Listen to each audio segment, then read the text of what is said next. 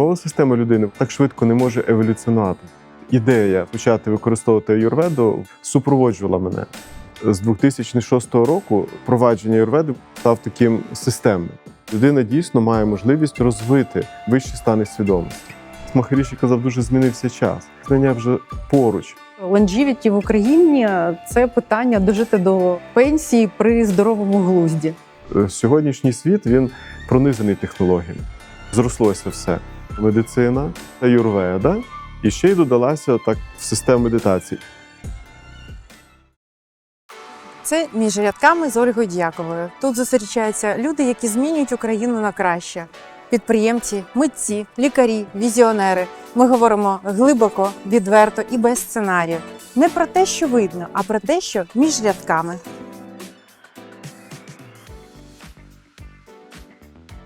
Вітаю, я Ольга Дьякова, і ви на моєму каналі «Між рядками». Сьогодні переді мною людина, яку я хочу представити чесно.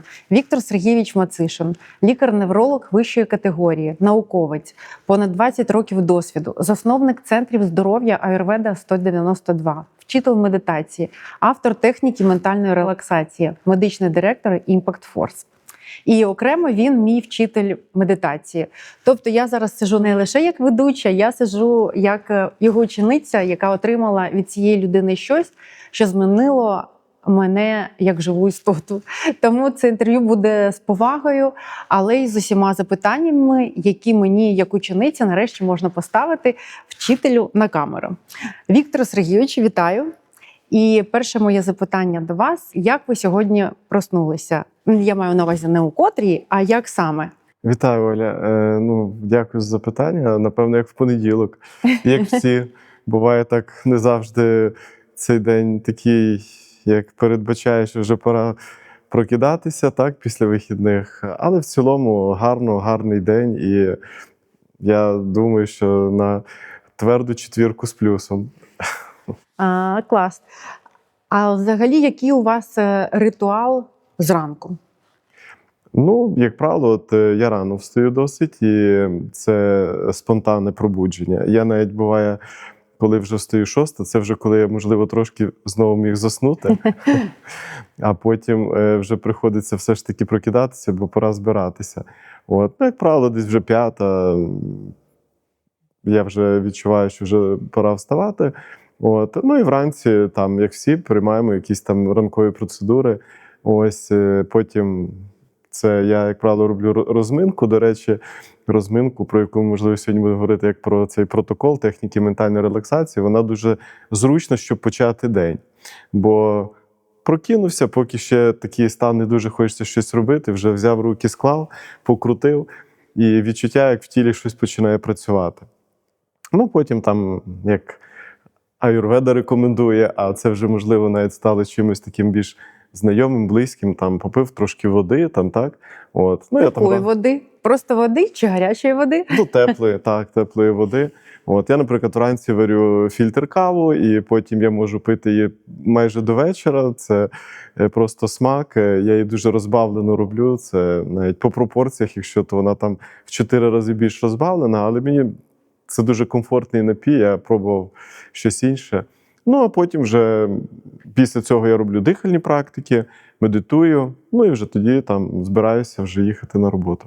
Тобто ваша гігієна встати зранку, розм'ятися, так? Гаряча вода, потім кава, потім медитація. Окей. Тобто сніданку нема. Без сніданку? Пізніше вже так. Угу. Віктор Сергійович, хочу почати не одразу з медицини, а з вашого дитинства.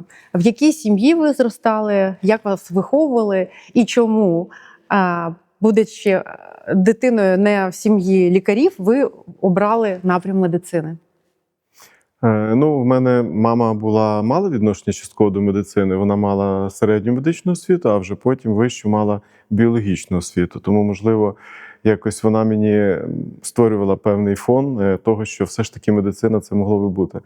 Тато в мене був бізнесменом, тому в нього до медицини єдине було відношення, що в моєму періоді, напевно, десь, коли я вчився десь 6-7 клас, чи в школі, в нас часто став з'являтися.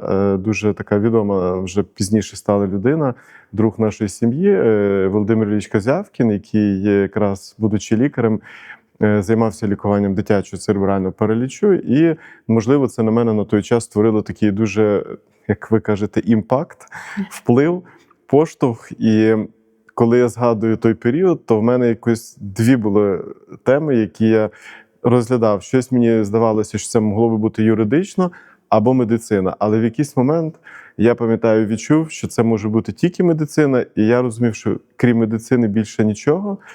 І я таким чином після 8 класу школи поступив в медичне училище, в Дубнівське медичне училище, де я навчався 4 роки.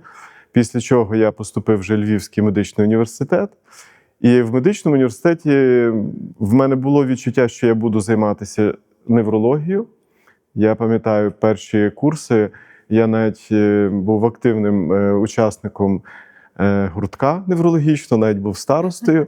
Ось, і потім вже десь під кінець навчання в медичному університеті я попав, скажімо, в університет, ведичний університет, де я дізнався про слово аюрведа. Ось, і з того часу вже, напевно, все почало розвиватися в цьому напрямку. Так. Ми до цього прийдемо, почекайте до аюрведи. Віктор Сергійович, а скажіть, така усвідомленість до вас прийшла в 8 класі. Я зараз просто думаю про наше теперішнє покоління і особливо про своїх синів, які вони дорослі. Ти бачиш, що вони ще не розуміють, напрямки розуміють, але такої усвідомленості немає. А скажіть мені, будь ласка, ось Львівський медичний університет. Це ще радянські часи, так? Ну, вже зразу ж після того, як Україна стала незалежною, бо це 92-й рік вже. Ага, тобто це взагалі тільки народження вже сучасної незалежної медичне України? Медичне училище, що було, коли ще був Радянський Союз, так. Пострадянські часи.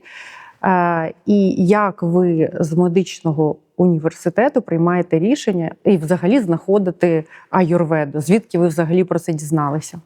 Ви знаєте, я себе так згадую ще з училища. У мене завжди було схоже як таке трошки нестандартне мислення. Бо я згадував своїх однокурсників, в них був чіткий алгоритм. От я зараз цього навчуся, там влаштуюся працювати і буду працювати спеціалістом, як мене навчили. А в мене така була підозра, що все, що вчать, це не так треба робити. Насправді, як треба робити, воно буде все трошки по-іншому. І в мене по сьогодні навіть таке відчуття. І я тоді пам'ятаю, що я паралельно з тим, що я навчався, ще працював в реабілітаційному центрі, де ми якраз займалися лікуванням дітей з дитячим церебральним паралічем. Я тоді вже бачив, що є методи, які відрізнялися від звичних на той час прийнятих методів лікування, а саме це, наприклад, використання мануальної терапії, рефлексотерапії, таких натуропатичних, як ми вже зараз називаємо, інтегративних підходів. І все це відбувалося на фоні клініки, де все обладнання і все решта зробила німецька компанія. Тобто, де були надзвичайно, скажімо, високі на той час стандарти логістики, обладнання. На той час були потужні комп'ютери, фізіотерапія. І в нас лікувалися, до речі, на той час навіть вже в Україні діти хворі на ДЦП з Німеччини і з інших країн. І от уявіть, що я вчуся дійсно, ті заклади навчальні, вони ще не так швидко трансформувалися, вони ще були з тих таких радянських. Одночасно я бачу вже зріз більш такої сучасної медицини, і от якась така полярність з'явилася. І я знаю, чомусь я відчував, що те, чим я буду займатися, воно не зовсім те, що я зараз навчаюся. Хоча мені було цікаво навчатися, мені були багато цікавих предметів, особливо такі базові предмети, там біохімія, біологія навіть.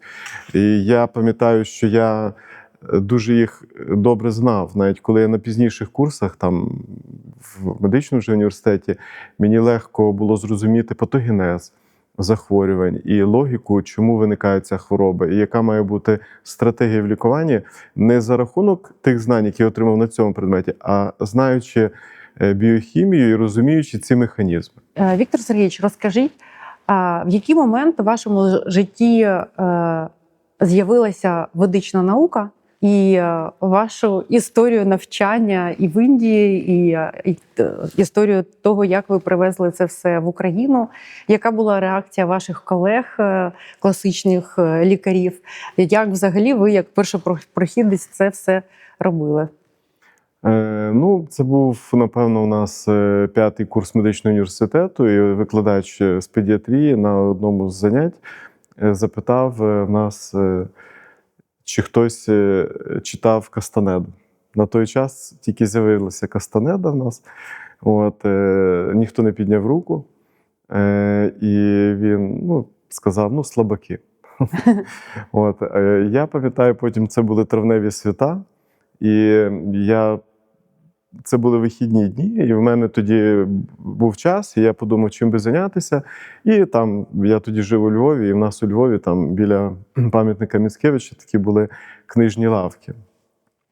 Я туди пішов, і якраз вже Кастанеда був, я пам'ятаю, десь, напевно, перших 5 томів купив. Так. 5. Їх взагалі потім 9 було, бо я всі 9 так і перечитав, потім ще з'явились, але я пам'ятаю ці перші. І от там така була хронологія. Першу книжку я прочитав за перший день, потім другий том я ще за 2 дні, це вже за 3 дні 2. І в мене якось так десь до 5-го тому йшло, що 3-ю книжку я вже читав 3 дні, 4-ту. В кінці кінців, якимось чином ця література, вона структурувала, можливо, той запрос, імпульс, про який я вам тільки що розказував. І я почав про це просто думати. Я не можу сказати, щоб це прям мене якось вразило, бо хто, можливо, читав Кастанеду, там багато є історій про вживання речовин. Мене там якимось чином цікавило той досвід, якісь розповіді про щось, те, що нам важко сприйняти через звичну нашу здатність сприймати. І пам'ятаю, коли я прийшов знову на це схоже заняття, цей ж самий викладач повторив запитання, хто з вас читав Кастанеду. Я один тільки підняв руку, він сказав, тоді залишся. І він мене запитав, а чим тебе вразило це прочитане? І я сказав, мені важко сказати, але я зрозумів, що є якісь знання, які дозволяють людині розкрити свій потенціал, ресурс, ті речі, які нам мало зрозумілі, мало відомі. Він сказав, якщо хочеш, давай з'їздимо в університет Махаріші, а у Львові якраз це був 96-й рік, був цей університет в Брюховичах. Це село таке невеличке, таке дуже привабливе біля Львова. І там на одній базі був якраз університет. Чомусь в мене перше було відчуття, що це якась як релігійна організація, і якось в мене це не викликало такого прям бажання. Він якось так настояв, сказав такі, ні, давай, тобі там сподобається. І ми поїхали. Я навіть пам'ятаю точну дату, це було 22 червня 96-го року. Угу. Ми туди з ним приїхали. А це день сонячного сонцестояння якраз був, там відмічалося. І я коли приїхав, пам'ятаю, дуже багато людей, тобто для села, для невеличкої такої, можна сказати, в аудиторії там було, можливо, десь близько 500 чоловік. При тому багато було іноземців і на той час, як ми кажемо, СНГ, на той час, так, всі були вдягнені так по-сучасному, там більшість було вдягнено просто в сорочку з краваткою, чи там просто в сорочці. По-діловому. По-діловому, але це не була якась історія, там, де якісь одяги індійські. Я пам'ятаю, що ми тоді були в такій великій аудиторії, там була лекція, я вже дізнався, що це Махаріші, я про це раніше не чув. І тоді я там познайомився з вчителем медитації, який мене навчив медитацію, там, потім який став моїм товаришем Андрій Курій, і ми з ним домовилися, що я буду навчатися медитацію через 3 дні. Тобто я вже цих 3 дні, чесно кажучи, дуже так чекав, коли нарешті настане день навчання, і він мені сказав, ти маєш до мене прийти, взяти з собою квіти і фрукти. А розкажіть мені, я знаю, що ви проходили навчання, дуже довго вчилися в Індії і ведичним наукам, і вчителю, як стати вчителем медитації. Розкажіть про цей досвід. Спочатку, після того, як я вже почав практикувати медитацію, то була можливість проходити різні курси. Так як цей заклад був у нас біля Львова, тому це курси вихідних днів і аюрведа, до речі, от я там якраз навчався. Там були різні такі короткі курси, де можна було за буквально декілька днів дуже структурно навчитися. Мене це дуже мені подобалося. І потім я вже все ж таки вирішив, що мені було б цікаво також закінчити курс підготовки вчителів медитації. І так склались обставини. Я вже зараз деталі не буду пояснювати, але в той час я вже закінчив медичний університет і вже працював на швидкій допомозі. І в мене була можливість там брати такі тривалі досить відпустки для того, щоб проходити таке навчання, оскільки навчання було тривале там близько 3 місяців, навіть до півроку. І я в 2000 році закінчив курс підготовки вчителів медитації. І вже з 2000 року фактично я її навчав, працюючи ще на той час навіть на швидкій. Потім такий був період, що в медицині було складно, бо дуже був такий занепад і дуже непрості були часи. І я ще також паралельно працював в фармацевтичній компанії. Працюючи, поєднуючи це все, в мене було час і на роботу основну, тобто медицину. Також мені дуже гарний досвід дала фармацевтична компанія, приходилось багато зустрічатися з лікарями, розказувати, проводити лекції. І коли я вже переїхав в Київ жити, то чомусь ідея все ж таки почати використовувати аюрведу, вона супроводжувала мене. Тобто, це, знаєте, як в 96-му році я про це дізнався вперше, а практично я почав використовувати аюрведу в 2004 році, тобто 8 років. От в мене було таке враження, що в мені ці знання як зріли. Я ще до того в Індії не був, і я тільки мав ті знання, які я отримав тоді в університеті Махаріші. І працюючи на базі вже державної установи, це залізнична лікарня в Києві, ДОП-2, головний лікар тоді запропонував на базі реабілітаційно-відновного відділення впровадити ці методи. І в мене ще були такі знайомі, які використовували, вже мали досвід використання аюрведи раніше, вони запропонували, кажуть, а давай спробуємо. І от як це виглядало? В мене був прийом, приходили пацієнти, бувало це залізничники, бувало це на той час страхова почала медицина вже так набирати обертів. Я розумів, що з моєї неврологічної позиції тут можна це зняти там за 2-3 дні, але, наприклад, проблему треба вирішувати довше. І для того, щоб відновити стан, я вже почав використовувати юридичні підходи. Була можливість тоді замовити деякі необхідні обладнання, це такі спеціальні дерев'яні столи, і, наприклад, така бочка, де треба людину садити, щоб вона там в парі прогрівалася. І ми це все почали потихеньку нарощувати. Так, це дуже класна розповідь.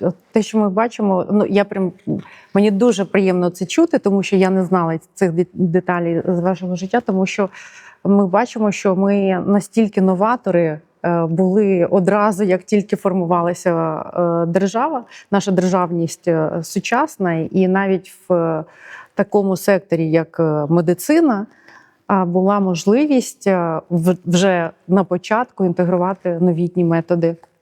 На той час так, це було нове. Хоча можна сказати, що сучасна при радянському часі фізіотерапія була досить непогано розвинена. І навіть нам заздрили там наші, так скажемо, західні друзі, так? Але в той час воно все ламалося. І приходилося на цьому місці щось відбудовувати. І дуже для мене цінним було те, що мої наставники тоді, це і головний лікар в залізничній лікарні, Олександр Семенович, він казав, має бути система. Бо я використовував сучасну неврологію, методи медикаментозні. Крім того, я також ще мав спеціалізацію по рефлексотерапії, використовував голкотерапію. І я так, знаєте, як от кожен починає працювати, локалізувався на собі. Те, що вмію, те й роблю. Каже, це неправильний підхід. Треба задіювати до цього додаткових спеціалістів. І поступово так склалося, що з'являлися люди, які почали, там, наприклад, хтось робив вже додатково масажі. Я, наприклад, робив те, що я робив. Віктор Сергійович, розкажіть про ваш досвід в Індії. Коли я вже почав використовувати аюрведу на основі тих знань і в тій групі людей, з якими ми мали, я відчув, що мені потрібно окунутися, доторкнутися до такого традиційного, як це в Індії було. І я поїхав на програму підготовки для лікарів. В 2008 році в нас був дуже хороший наставник Вадя. Вадя – це лікар, який використовує аюрведу. Ось. І протягом, можливо, десь 2 місяців ми там проходили навчання, тобто там стажувалися на базі клінік. Ось. Цей курс мені дійсно Клінік аюрведичних. Аюрведичних, так. І цей досвід, напевно, був дуже потужний вже на тому етапі, коли в мене вже декілька років. От з 2006 року процес впровадження аюрведи в мою медичну практику став таким системним. Тобто я вже там розумів, кому потрібно, яка процедура, робив. Можливо, в мене не вистачало почути десь від авторитетної людини, що ти робиш правильно, або, можливо, щось можна ще зробити ще правильніше. І таким чином, вже повернувшися в 2008 році, я це впровадивши, по-справжньому якусь таку відчув внутрішню силу. Це відчуття, напевно, я не забуду, бо ще згадую чомусь 2008 рік. Він ще був такий цікавий. В мене така була пацієнтка Юля, і вона мене запитала на прийомі, каже: а чому ви нічого не розказуєте про медитацію? Бо пацієнти, які приходили, я їм, наприклад, міг розказувати про аюрведу, про спосіб життя, про харчування, які препарати, трави, процедури. І вона каже, і я спитав: а вам що, це цікаво? Вона каже, так, звичайно. Я кажу, давайте. І я тоді, пам'ятаю, в середу на 4 години вирішив, що в нас тепер буде вступна лекція. І я так, не знаю, років 7-8 системно кожну середу збиралися люди. І, до речі, деколи збиралось дуже багато людей, приходили на вступну лекцію по медитації. І тоді так зрослося все. Сучасна медицина, навіть рефлексотерапія, яка була ніби і не дуже традиційним методом, вірніше, не прозахідним, а таким інтегративним методом, плюс аюрведа. І ще й додалася так в систему медитації. І цей вже такий комплекс почав набирати обертів, були гарні результати, з'являлося дуже багато як клієнтів, пацієнтів, не знаю, як це назвати, але це по-справжньому для мене було як таким відкриттям. Тому що я не тільки робив те, що мені подобалося, я бачив просто реальні результати і бачив ці результати в віддаленому часі. Тобто не одномоментно, коли нам треба зняти симптоми, а коли ці люди поверталися знову. Віктор Сергійович, ми їздили з вами разом в інститут в Айові. Ми були на кафедрі дослідження мозку. І я пам'ятаю, як ви мені казали: Олю, вам необхідно туди поїхати. І ми туди поїхали, і ми бачили, що таке зміни стану свідомості. Ось ви можете розказати саме про наші стани свідомості, які вони є, і наскільки це вимірюваний показник? Таке велике питання, це окрема лекція, так що будьте обережні, бо це може затягнутися. Але я вам спробую це пояснити. Кожна людина, яка народжується від природи, має схоже ніби базові налаштування або базову версію себе. Вона передбачає 3 стани свідомості: сон, снобачення, бадьорість. І ми живемо. І протягом життя ми на основі цих 3 базових станів фактично виробляємо для себе всю необхідну систему цінностей, забезпечуємо себе необхідними засобами виживання, комфорту, отримуємо задоволення. Навіть людина залишає потомство, так? Але деколи в людей виникає все ж таки якесь глибинне відчуття, потреба пошуку чогось там в глибині. Ось. І з древніх текстів ми знаємо, що мудреці, а хто такі мудреці? Це, можна сказати, люди, які народжувалися в різні часи, але мали такий склад розуму, коли вони хотіли глибше пізнати реальність. Так, тоді не було тих можливостей, які сьогодні в сучасній науці, і вони досліджували те феноменальне, що було доступне. І якщо так для себе навіть спробувати задатися питанням, а що для мене, не маючи там інтернету, не маючи тих доступів, які ми сьогодні маємо, могло би бути феноменальним, то сам факт появи думки – це дійсно феноменальна річ, бо вона спонтанно до нас приходить. І ця думка, вона підштовхує нас до дій, до поступків, а дії-поступки приводять нас до певних результатів. Результати ми оцінюємо подобається нам це, не подобається. І на основі цього ми рухаємося далі вперед. Тому думка, вона, можна сказати, як такий поштовх. І так я так про це думаю, що це могло би статися, якби я був в схожій ситуації. В мене би виникло питання зрозуміти, а звідки бере початок думка? Що є в основі, звідки вона приходить, що результатом змінює, так буває, кардинально все в зовнішньому житті. І от ті методи, які використовували в ті чи різні часи або в тих чи різних місцях, вони зводилися до того, що відбувався процес зворотнього руху в сторону джерела, звідки бере початок думка. І те, що там відкривалося, і навіть словами описувалось, воно було дуже схоже, незалежно від того, де це було відкрито. Якщо це була Індія, там була своя термінологія. Якщо це була там, наприклад, Південна чи Північна Америка, там була своя термінологія. Ну, можна сказати, що там Азія, і багато є різних джерел, підходів, які описують щось дуже схоже, щось фундаментальне. І, звичайно, ці знання, вони прийшли й до нас. Але сучасна наука, вона все ж таки більше оцінює щось матеріальне, щось вже об'єктивне, те, що можна поміряти, відчутне. Да. І якраз Махаріші дав підхід, методику, техніку медитації, яка дозволяє нам через регулярну практику переживати досвід, який скритий від нас. Тобто в звичному форматі мислення він для нас закритий. Це те, що створює відчуття такого пробудженого спокою. Це стан, де втрачається процес мислення, але зберігається усвідомлення.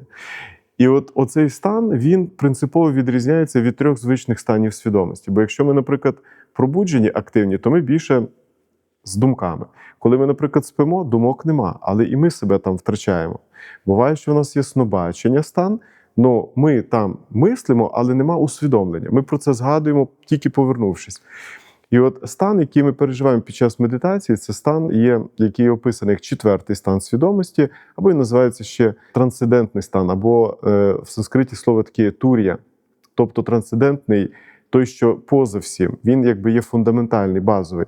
І коли людина медитує, то цей досвід є дуже короткі проміжки часу. Часто його описують як стан, де здалося, що я ніби спав або спала, отак про нього кажуть. Але я кажу, а чому здалося?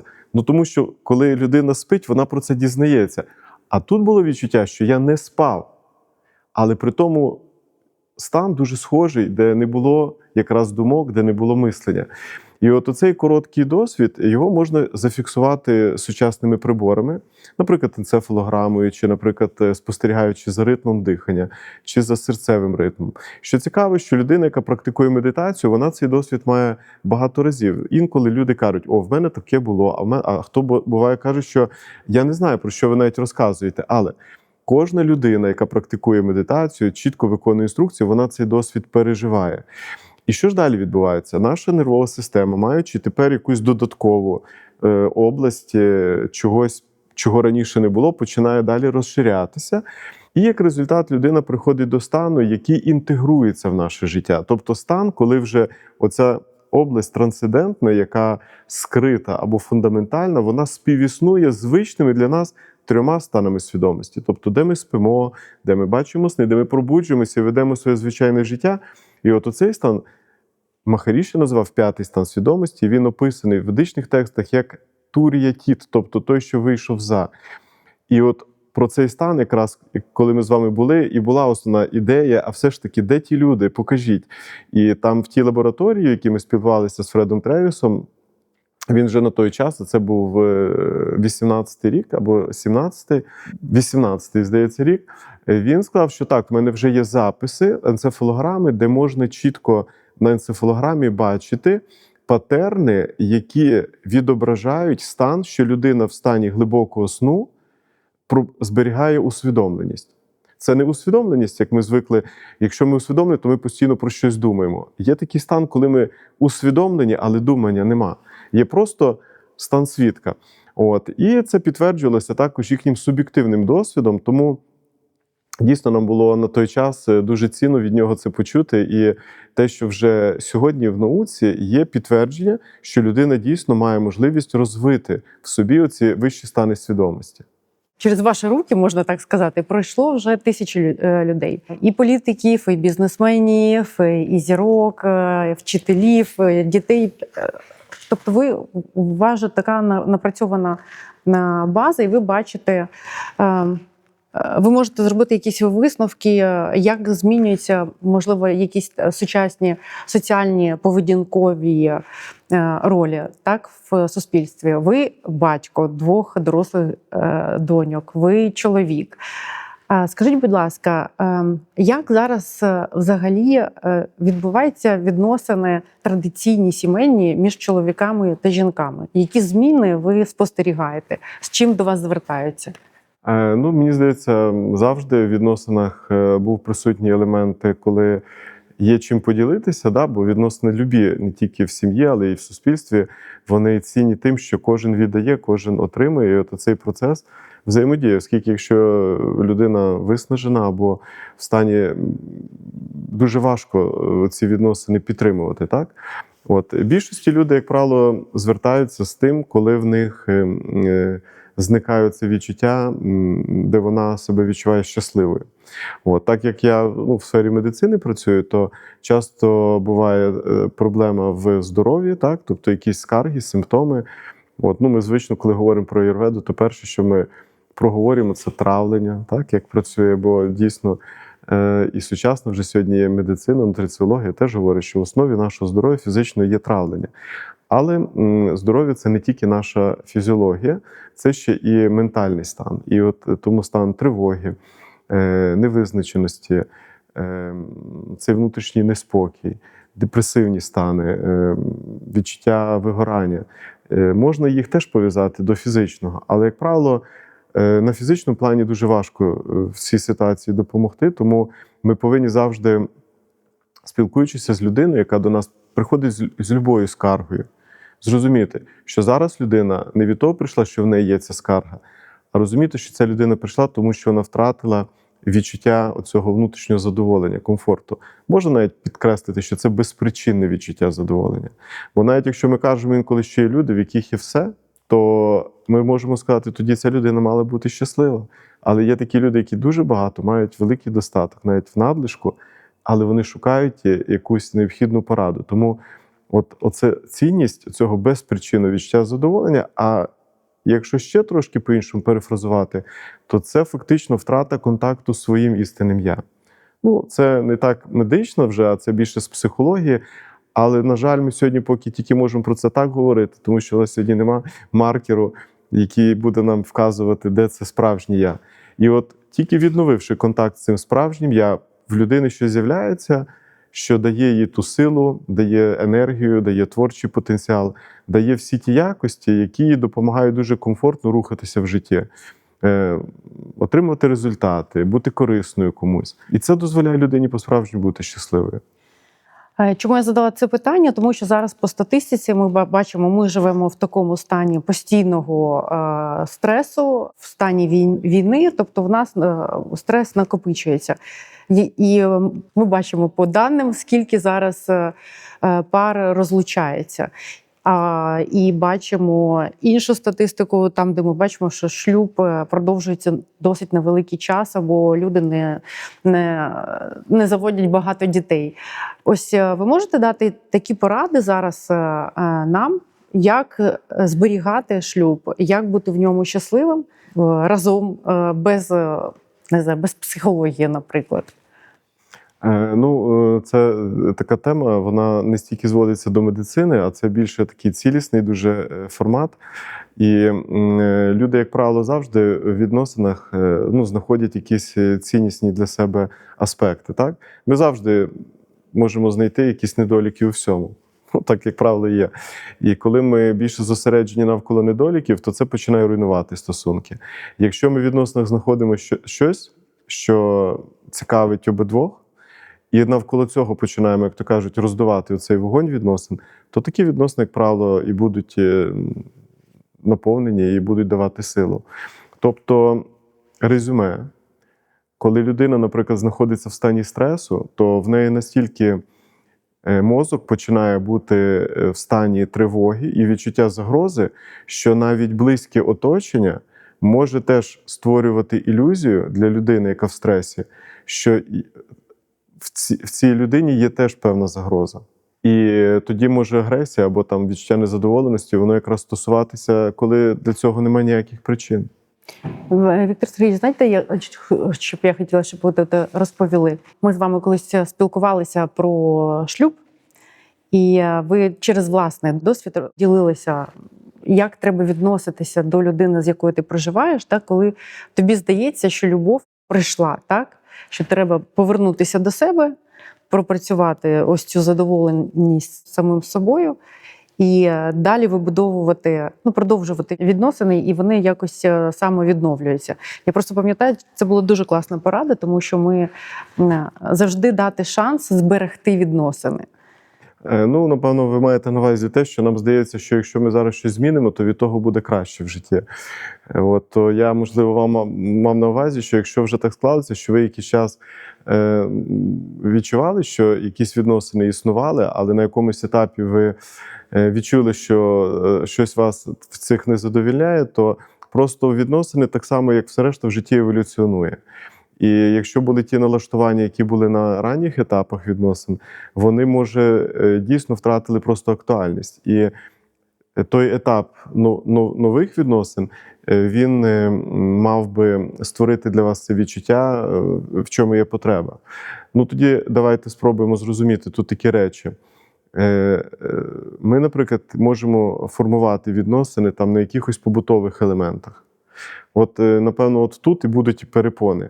Якщо відносини трошки глибше, ну, наприклад, коли є діти там, або якісь є речі, ну, я би сказав, такого нематеріального формату, але певної рівня цінності, да, такого моральної цінності, то вони вже більш глибше. Але ви розумієте, сьогодні, наприклад, в стані війни, наприклад, приходиться так, що діти живуть, може, деколи окремо, так, от, ну, і дорослі, чоловік з дружиною там залишаються окремо.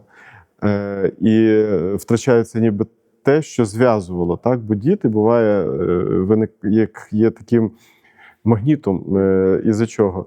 Тоді просто треба для себе внутрішньо зупинитися. Все ж таки, знаєте, в нас той імпринтінг або фіксація йде тих спогадів, коли ми були молодими, і воно, буває, формує нас в житті.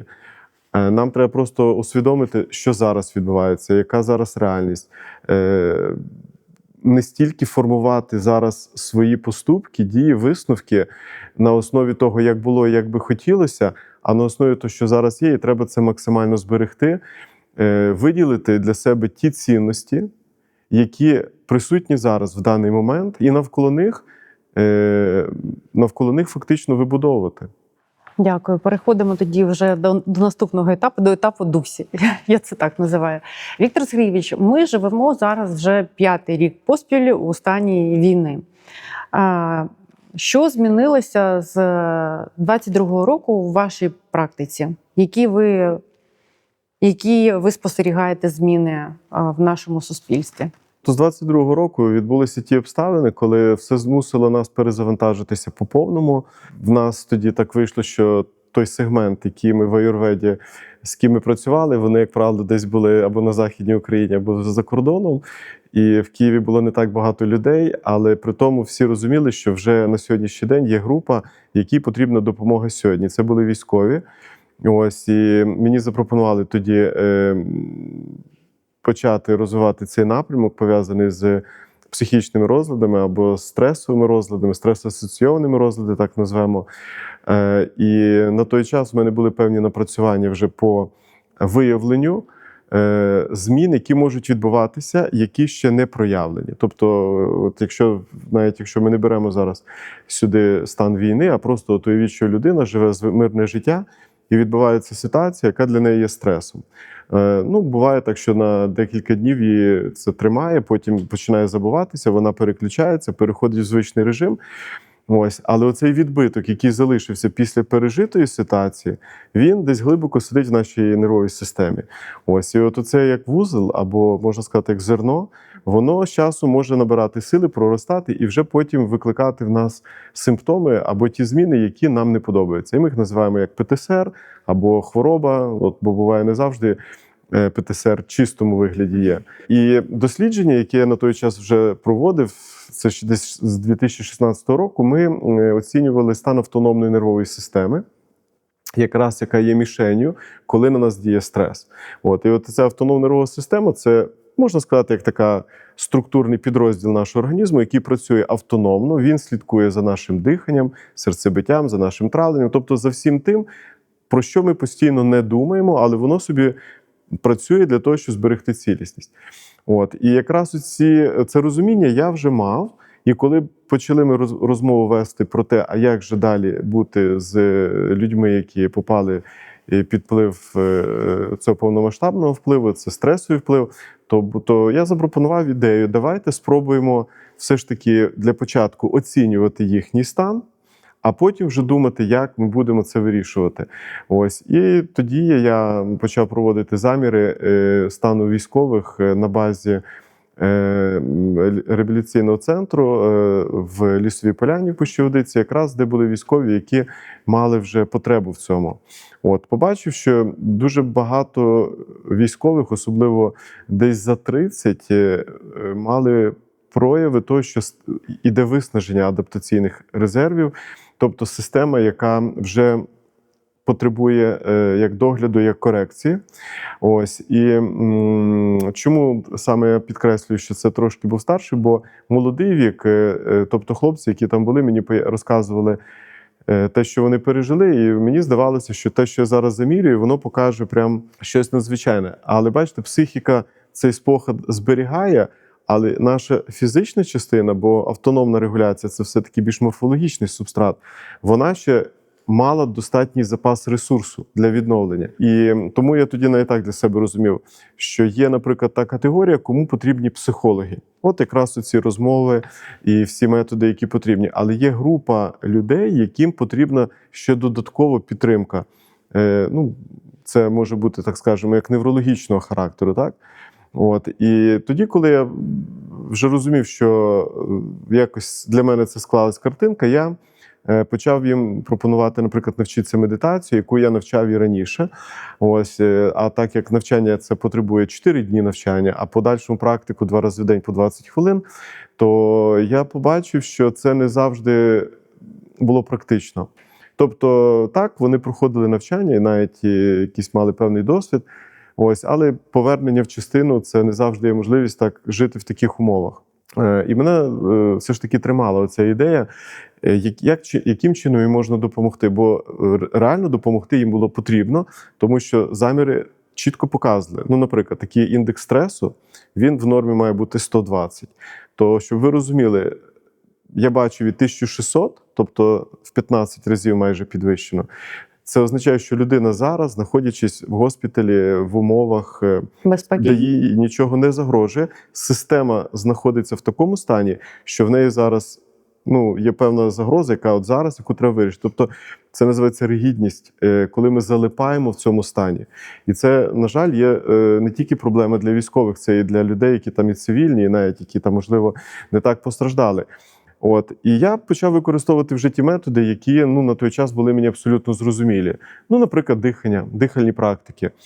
І самі прості – це, наприклад, діафрагмальне дихання, бо я знав, що коли ми, наприклад, там, робячи вдих, намагаємося животом ніби якби надути живіт вперед, тобто виштовхнути, ми тим самим активуємо наш такий нерв, вагус або блукаючий нерв, і ми тим самим активуємо парасимпатичну регуляцію, тобто та, яка відповідає за розслаблення.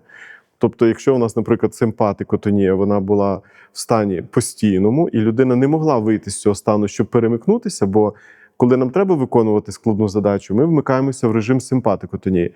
Коли вже немає якихось таких потреб, то ми перемикаємося в режим ваготонії, тобто пара. І ці коливання, вони мають протягом дня постійно відбуватись.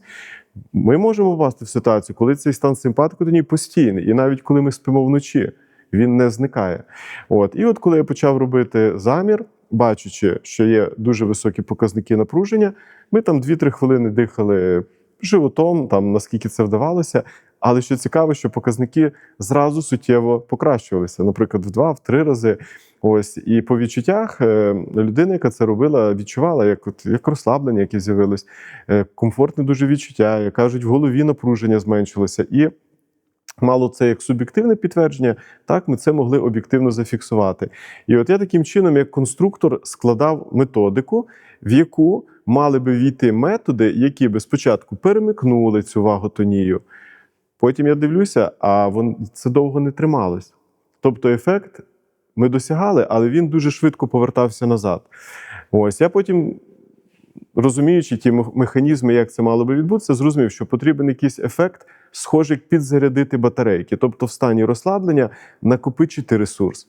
І я для цього використав теж дихальну практику, яка створювала ефект, скажу, гіперкапнії, тобто коли ми створюємо ефект трошки накопичення вуглекислого газу. Тобто це дозволяє нам якісно забезпечити процес оксигенації. Тобто коли клітина, мітохондрія отримує необхідну кількість кисню для того, щоб в нас пройшов цей цикл аеробного дихання, і ми накопичили енергію, як зарядити акумулятори. І коли ми це почали, я тоді зрозумів, все, оці, напевно, 2 методи я буду використовувати, бо я чітко побачив, що це було хороше підтвердження, і навіть я мав віддалені гарні результати.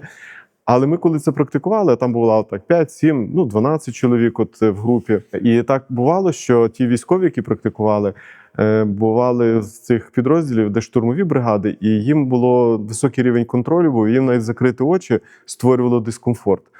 Я не намагався їх там переконувати, що це краще закрити мечем, просто кажу, робіть, як вам комфортно. Але якщо ви відчуєте, що вам хочеться закрити очі, просто дайте цьому відбутись. І на певному етапі, коли ми це робили дихання, вони просто природньо, спонтанно закривали очі. І обличчя, які я бачив в них, вони були ті обличчя, людей, яких я бачив, кого я медитації навчав. І в мене, як кажуть, на той час просто виникло прямо таке природне бажання, їм потрібно щось сюди додати, для того, щоб вони в цьому стані трошки побули. І я їм дав практику, яка досить відома, розповсюджена. Вона, правда, в буддийській традиції більше.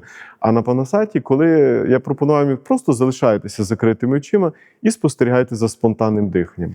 І таким чином ми так сиділи, і я думав, скільки їх там, на 3 хвилини, напевно, вистачить. Бо я так знаю, як там людям важко сидіти з закритими очима. Але ви знаєте, і 5, бачу, вони сидять, і навіть нема такого, що вже пора відкривати. І для них це стало настільки комфортним, дуже легко вони входили в цю медитативну таку природу. І таким чином оці етапи, вони якби лягли в основу техніки, можна сказати, протоколу техніки ментальної релаксації. І я ще додав трошки розминку. Чому? Бо навіть коли людина знаходиться під час реабілітації, то більшість це такий спосіб життя: поспати, виспатися, піти поїсти і теж тіло зажати. І ми там 4 вправи робили, які я пам'ятаю з школи, ми там завжди їх робили вранці або там під час навіть занять. І це дуже допомогло активізувати тіло, тобто активували нервову систему. Потім ми переходили до дихальних практик, закінчували медитативною. Мені вдалося це все заняття з поясненням, зі всім вкласти в 45 хвилин, що було дуже цінно. І протягом декількох місяців в мене з'явилося достатньо спостережень за тими, хто практикував цю техніку.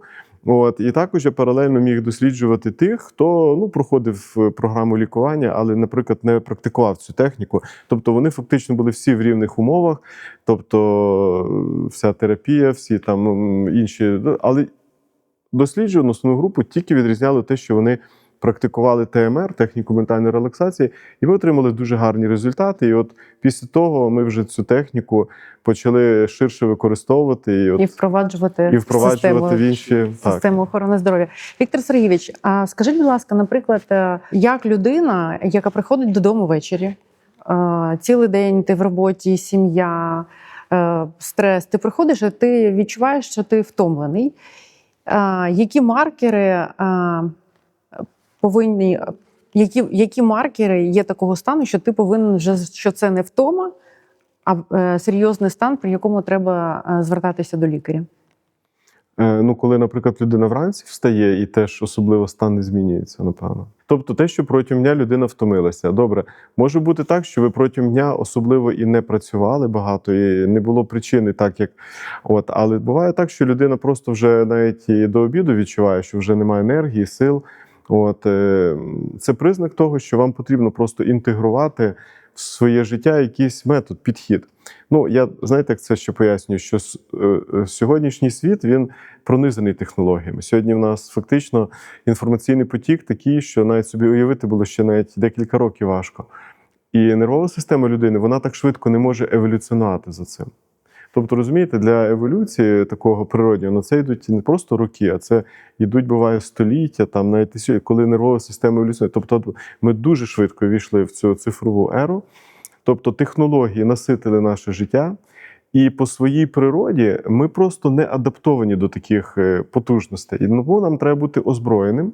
Так само, так як сьогодні світ технологічний, то нам теж потрібно володіти технологіями. І тому от якраз технологія дихальних практик, комплекс якихось вправ, простих вправ, підкреслюю, от медитація, яку потрібно навчитися. Не думати, що ви там, наприклад, знаєте, що слово медитація, потім ви вже слухали декілька там якихось відео на Ютубі і, можливо, десь навіть кудись їздили. Це дуже, це якби такі елементи, критерії сучасності, коли людина чітко вміє медитувати. Тобто вона розуміє ці процеси, які в медитації відбуваються. Не просто от робіть так, ви робите. Ну і так, я роблю медитацію. Але як це працює? Треба розуміти, тому що знання, воно має бути цілісне. Тобто не просто мати якийсь досвід, бо ви там, наприклад, це робите під якийсь там голос, слухаючи там якісь.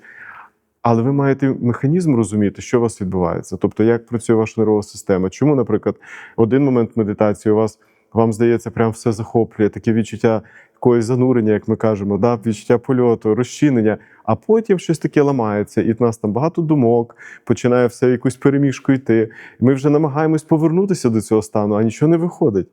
І нам здається, що в нас не виходить. І людина що? Кидає, вона каже, ну в мене не вийшло. Оце проблема. Тому коли людина отримує знання, пояснення, як працює медитація, чому це нормально, що може бути так, що багато думок. Чому можуть бути такі відчуття, що у вас не виходить, як вам здається?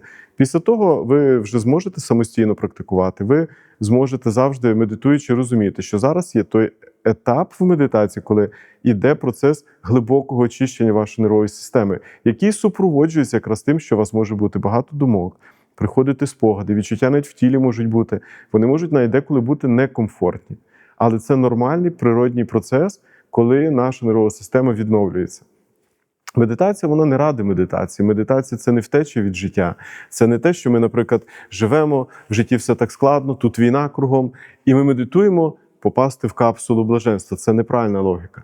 Медитація – це схоже як вміння, як тренажер, як натренувати так свою нервову систему, коли ми в собі знаходимо внутрішню стабільність, опору, підтримку. Оце відчуття, як ми кажемо, тиші, але це пробуджена тиша. Це той резервуар енергії, творчості. І повертаючися в звичайне життя, ми бачимо, як ці якості нас підтримують. І навіть коли, здається, все навколо нас, все як рушиться, все йде не так, як хочеться, ми внутрішньо чуємо якусь правильність напрямку. Ми відчуваємо, що ми зможемо це подолати. І не з рівня, коли нам треба, щоб хтось постійно давав нам вказівки, як це робити, правильно ми чи неправильно. Оце цінність. І от для цього нам якраз і потрібні оці знання, як медитувати, яким чином там дихальні практики інтегрувати, які вправи робити. Ну, можливо, сюди ще дійсно додати те, що ви почали, коли ми там прокидаємося вранці. Але при тому треба розуміти, а коли ж ми лягаємо. Тому що для людини не тільки важливо, коли ми прокидаємося, важливо правильно лягти. Як ми правильно організували свій побут. Там, яку ми їжу їмо, скільки їмо, з якою швидкістю їмо, в якому положенні їмо. Тобто, оці знання, вони нам дозволяють створити як такий чемоданчик віртуальний вмінь, технік, таких скілів, як ми кажемо, так, які нам дозволять забезпечити наше фізичне здоров'я і наше психоемоційне здоров'я. Коли в нас є і те, і інше, то це створює відчуття внутрішньої безпеки, цілісності, що дозволяє нам йти по житті, рухатися, досягати цілі, насолоджуватись і прийти все ж таки до того стану, про який ми з вами в Америці чули від вчених, що в них там якісь зміни на енцефалограмі відбуваються. Ну, я думаю, що у нас час це відбудеться спонтанно швидко. Це коли ми говоримо, що колись, десь ці знання, там гуру був, треба було десь його шукати, а можливо там ще і його знайти складно було. Ні, зараз Махаріші казав, дуже змінився час. Сьогодні знання вже поруч. І навіть, як знаєте, знання на нас пильнує, а не ми за цим знанням. Питання тільки в тому, щоб це правильно отримати, розібратися в цьому, почати його приміняти системно, отримуючи досвід. От, напевно, у вас є таке відчуття, що спочатку ви почали медитувати, а всі ж, хто починають, хочуть зразу якось бачити результат, зрозуміти. Але по мірі того, як ви почали медитувати, ви починаєте вже самі розуміти, як впливає на вас медитація. Ви почали розуміти, що це вам дозволяє себе вільніше почувати, стабільніше. Я знаю, який ваш ритм життя. І от це як то хвилі на поверхні, так? Вони завжди будуть, як сказати, очікувані, навіть приємні, коли ви в контакті знаходитесь з тим глибинним рівнем справжнього я. І оця сила, яку ви там знаходите, вона вам дає можливість проходити оці етапи в житті, так? Бачити результати, отримати саме головне задоволення від цього. Віктор Сергійович, дайте 2-3 безкоштовні поради для людини, яка прийшла ввечері додому. Що їй робити, щоб покращити свій ментальний стан? Ну, дивіться, я вам зараз просто поясню одну, але вона може запустити каскад. Коли ми в житті і нас щось не влаштовує в житті, то це схоже для нас якби ситуація, яка викликає в нас цей тип такого стресового, да, перенавантаження. Коли ми в стані стресу, наше дихання так змінюється, що ми, схоже, ніби вимиваємо вуглекислий газ з тіла. Вуглекислий газ – це газ, який, як ми рахуємо, це щось побічний ефект нашого дихання. Але насправді і сучасна наука, і завжди було відомо, що він виконує дуже важливу роль. І коли його пропорція в крові, співвідношення правильне до кисню, який ми маємо, то вуглекислий газ він впливає на розширення наших судин. Коли ми в стресі, то у нас що, судини звужуються, так? Тривожні стани. От. І ще дуже важливий момент є, коли навіть коли ковід був, то ми всі заміряли рівень кисню, да? Так. Пульсоксиметр був, так? І ми бачили, там 98-99 – це хороші результати. Але от є стан, коли людина в стресі, то ці показники теж високі, 98-99. Але проблема в тому, що цей кисень не засвоюється тканинами. От. І коли в нас достатній рівень вуглекислого газу, то є такий ефект, він описаний як Веріке-Бора, коли кисень легко переходить в тканину. Тобто в тканині кисень потрібен тільки в одному місці. В нашій мітохондрії, щоб відбувся оцей аеробний гліколіз. Тобто коли ми з молекули глюкози утворили АТФ. АТФ, який ми потім як маємо як ресурс енергії. І фактично людина, яка буде чітко контролювати цей енергетичний рівень, вона і ввечері після роботи, і навіть на фоні там психоемоційного якогось, можливо, там не самого кращого стану, відчує себе краще. Тому що робити? От можете перше там прийти, зробіть просту легку розминку. От навіть отак покрутити руками. Так, ви вже це вмієте. Так що це чим цінно, бо навіть оця проста вправа, вона через нашу кість включає наші суглоби. Суглоби в аюрведі – це є корені нашої нервової системи. Тобто ми тим самим ніби схоже на цьому етапі, як звертаємося до нервової системи. Кажемо, зараз щось ми будемо з тобою робити. Другий, наприклад, такий простий елемент – це, наприклад, подихати животом. Зробити 7-10 вдихів. Тобто, коли ми робимо вдих, ми ніби виштовхуємо животом руку на животі, і коли ми вдихаємо, то рука повертається назад. І комфортне для себе дихання, його не треба намагатися зробити дуже таким глибоким, форсованим. Просто відчути, що переключився оцей механізм. Ось. І коли ми, наприклад, відчуємо, навіть роблячи це, ми вже з вами спілкуємося, я 3 рази зробив, і вже навіть відчув, як вже інші відчуття в тілі. Так, і потім закінчити це тим, що просто можна закрити очі, посидіти і зробити так зване резонансне дихання, або коли ми будемо, вдихаючи подумки, рахувати до 5. Наприклад, вдих 1, 2, 3, 4, 5 і видих 5. 4, 3, 2, 1. І знову вдих. Тобто оце дихання, воно має в собі таку властивість, воно синхронізується з ритмами. Тому що коли ми, наприклад, в житті, то в нас в середньому серцебиття десь близько 70 ударів в хвилину, дихання, як правило, десь близько 14 дихальних циклів. І коли робимо таке дихання, то воно, чому резонансне? Воно накладається на ці хвилі серцебиття. І це створює додатковий підсилений ефект для того, щоб наша система впорядкувалася. Тобто цей хаос, який в системі у нас виник, він заспокоївся. Ну і таким чином ви навіть за 5 хвилин, от з того, що ми сказали, зробили вправи, подихали животом, потім повільний вдих, відчуєте, як ясність з'являється, відчуття якогось розслаблення і заспокоєння, і настрій підніметься. Що цікаво, потім енергії з'являється більше. Ви відчуєте, ну, але це хвилин через 5-10, як правило, таке з'являється. І далі ви відчуєте, що це вам дозволить себе краще почувати. Навіть якщо вдасться, то потім і трошки помедитувати. Віктор Сергійович, в мене ще таке питання. Зараз такі терміни, як longevity, anti-aging, біохакінг, добавки, аналізи, величезні гроші за це необхідно платити. Що реально в нашій країні, що реально подовжує життя, а що є маркетинг? Тому що longevity в Україні – це питання дожити до пенсії при здоровому глузді. Ну так, це такий бізнес. Я не знаю, як вам це прокоментувати. Я просто можу сказати те, що я розумію.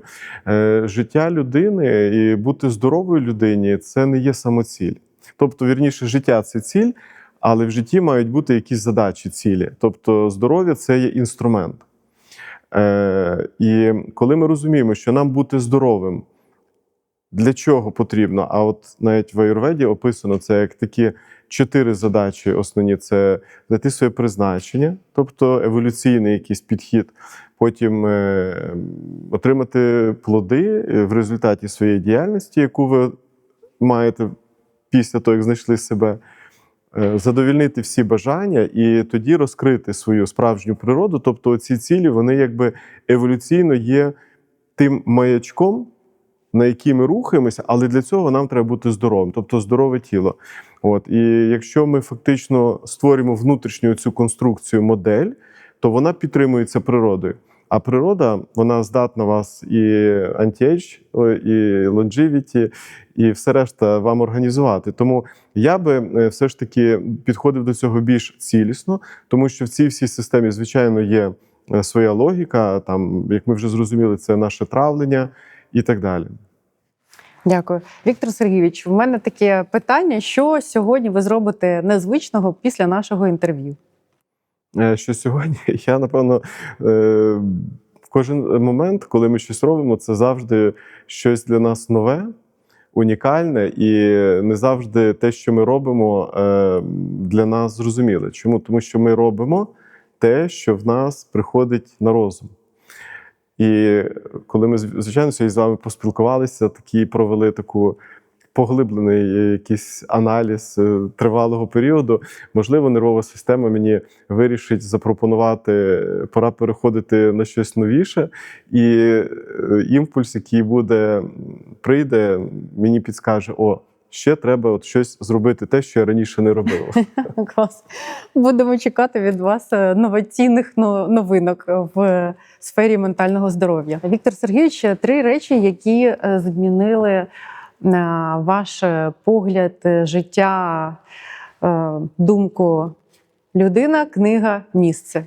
Можливо, якщо брати про людину, то ті знання, які я отримував, вони фактично мені дали ту направленість, бо фактично сама медитація, яку я навчився, тому можна сказати, що ті знання, які я отримав від Махаріші, але, як я вже вам сказав про ту книгу, яка дійсно прочитана, мене ввела в ту систему, коли там в такому 96-му році, коли я там почитав ці книги Кастанеди, так?